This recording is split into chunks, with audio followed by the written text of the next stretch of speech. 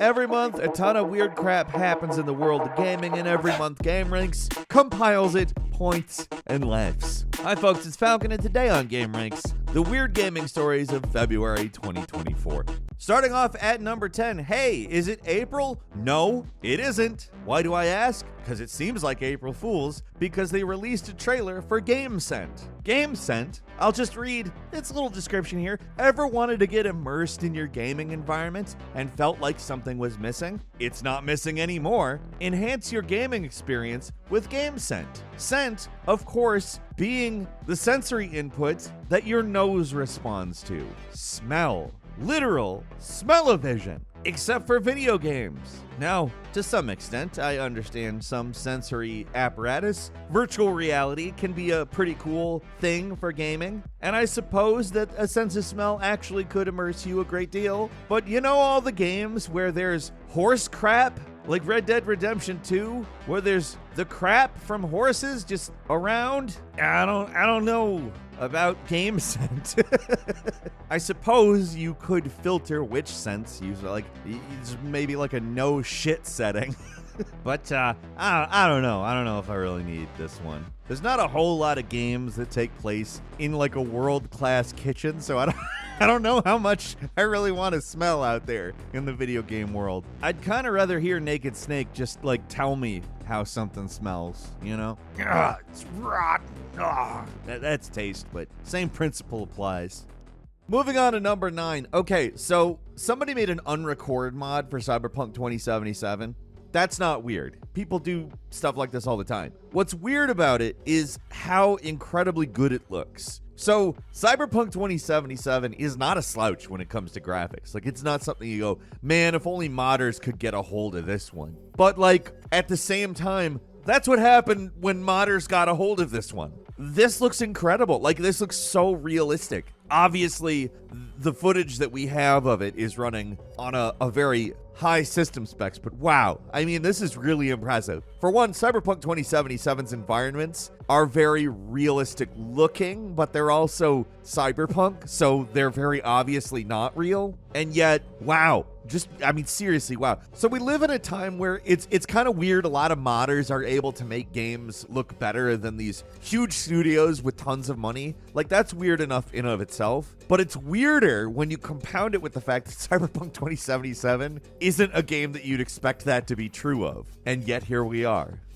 Moving on to number 8, there is a demo of this game called Indica. We've talked a little bit about this elsewhere. It's just a super weird frickin' game. It's this game that takes place in a convent in Russia in the 19th century. You play as a nun, and the devil starts appearing to you. I mean, there's a ton of weird stuff about this game in terms of not just the story, but just how it is. There's so many weird camera things that look cool, a lot of weird effects. And also, the interesting thing is how video gamey it is. Like, this is a game that you would expect to kind of shun the retro puzzle game aesthetic in terms of its UI, and it's like, nope, we're doing that. The aesthetic of the game is like realistic looking and supernatural and spooky and weird, and there's all of this like puzzle UI, very video gamey, very NES looking graphic stuff going on. It's really cool. I'm really excited about it. The tagline is "Ask and you shall be deceived." Like, I think this is going to be one of those big hits of the year. There's a demo out now. I would highly recommend it. It is crazy. It's not normally that we report on just a game in the weird stories, but you'll completely understand why. And I think you'll be pleasantly surprised as well. And number 7. So SimCity 4 came out like 21 years ago, somewhere in that neighborhood. And recent developments in how Windows works and how SimCity 4 is currently released digitally have created conditions that allow for much more extensive modding via the DLL files, the dynamic link libraries. It's something I don't completely understand. I'm not going to pretend to. It's various libraries that are required to run a program. They've figured out how to modify that, which means they can modify the game on a much more fundamental level. And suddenly SimCity 4 is now developing at a pretty high rate. Like, a lot of people consider SimCity 4 to be the absolute height of city builders. It's the perfect balance of a lot of things, but obviously it's also a 21-year-old game. And when Maxis made a sequel to it, it was SimCity Stuck Online bad. It basically caused city skylines to, like, exist. But now people are getting obsessed with SimCity 4 again because it basically can be its own sequel forever. And I think that's actually really cool because SimCity 4 is still that SimCity 2000 style, but it's a lot more advanced. And it is really a legitimately really good game. And number 6, Microsoft came out and teased this crazy, powerful, possible handheld, next-gen, big leap in hardware. And this is after they've decided, actually, you know what, having our really big games as exclusives isn't really a great business model, which is, in my opinion, weird enough on its own. But then, not long after that, tease new hardware. It's strange. I will say this. I'm extremely not shocked that they're talking about something that might compete with the Switch as opposed to with the PlayStation. Because I think Xbox has proven it's not going to compete with PlayStation. In conceding exclusives, it's just clear the long-term plan isn't beating the PlayStation. So why not have a device out there that lets you play all the games anywhere?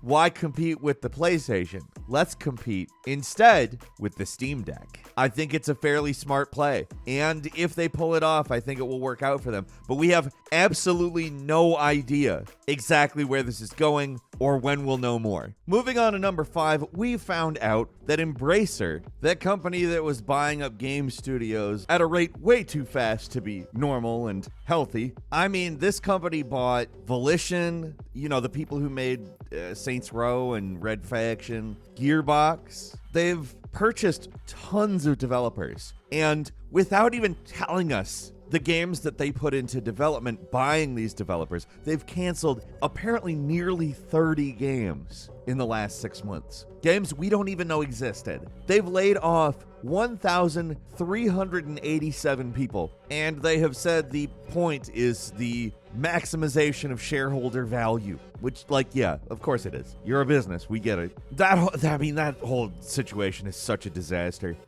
At number 4, a Florida man, which, by the way, best couple of words to start off a news story. A Florida man was accused of stabbing a friend with a samurai sword in a fight over video games. So obviously this is also horrible, but that's a hilarious sentence. It's extremely fortunate that the victim was not killed. Apparently he'd been slashed with a sword, and the whole thing was crazy. Apparently screaming, which, by the way, wouldn't you be screaming if you'd just been slashed with a samurai sword? Yes. But apparently also the 35-year-old man, which, by the way, magic age. What 35-year-old out there hasn't had to make a choice whether or not they're going to slash somebody with a samurai sword? Really pivotal moment in most lives, I think.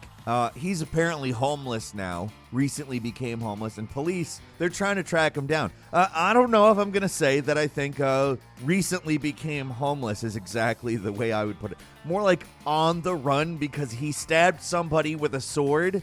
And number 3, Chinese scientists have allegedly developed a weird AI child, a little robot that looks and acts like a 3-year-old kid called Tong Tong. Doesn't look real, if I'm completely honest. Honestly, it reminds me a lot of Project Milo, except for it's a physical robot. And I don't know if it's a physical robot. Like, they've posted video of it, and I don't know. It's weird. It's one of those things where I just can't imagine anybody being, like, not unsettled by it. But also it comes off super fake. That being said, they touted it as this big development in AI, and, well, I don't know. Video games have had AI for a long time now, and they just kind of seem to be done with it. Like, it'd be nice if we got better AI in video games. I'd actually probably care a lot more about that, and I'd believe it a lot more, for that matter, if people were like, you know what, we're gonna set Alien Isolation as the base level for AI in the industry-wide. You know, not happening now. No, I think we're making kid puppets and then claiming it's AI now. And number 2, somehow Diablo 4's microtransactions have gotten worse. I don't know how. Like, after all of the criticism that Blizzard got for the microtransactions in Diablo 4, in all seriousness, people were pointing out that there's portal reskins you can buy for Diablo 4 that cost the same amount of money as the entire game of Pal World, but it's been outpaced. It's been thrown down. Blizzard was just like, you know what? Hold my friggin' beer. We're going to put out a horse bundle that costs more than the game that the horse bundle is for. Not a microtransaction. You can't call this a microtransaction. This is a transaction, just a transaction. Diablo 4 costs $41.99, and this horse bundle costs $64.99. It does come with 7,000 platinum, which, yippee, but are you...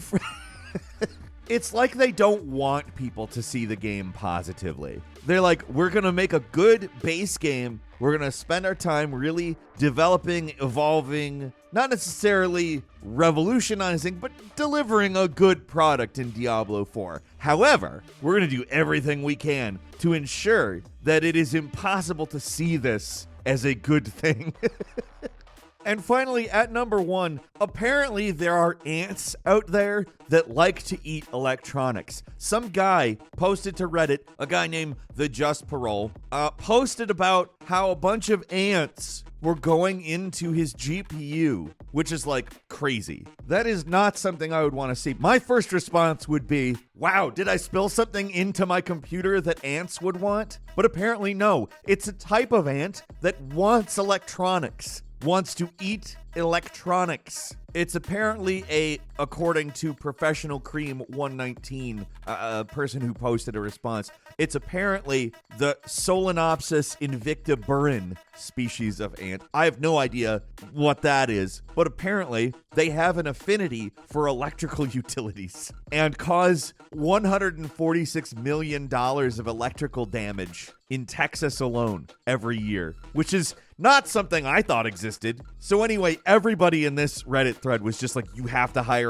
an exterminator. These ants are going to destroy everything in your house. It's just, I mean, huge wow on my, oof, that's scary almost. I mean, at least they're not going to eat you. You're not an electronic, but wow, oof. As a quick bonus for you, the crossover everyone I can't even say it. No, what? So the Doom / Husqvarna Automower came out. You know how everybody asks, but can it play Doom on like every device out there? It's another one of that, but I mean, just because you can play Doom on basically anything doesn't mean it isn't bizarre to put it on Husqvarna Automowers. What the hell is that? I mean, this is the silliest thing in the world.